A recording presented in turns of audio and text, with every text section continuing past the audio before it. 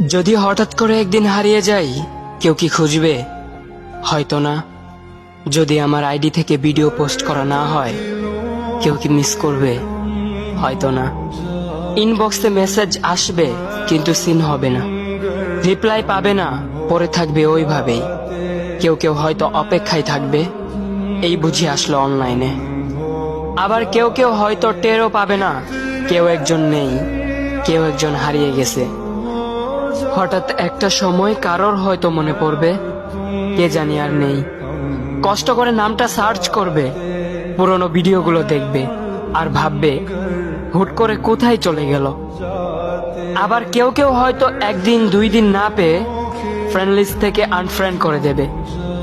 যখন আমি থাকবো না, তখন আমার স্মৃতি কারোর মনে পড়বে, হয়তো পড়বে, আবার হয়তো পড়বে না। তবে হারাতে হবে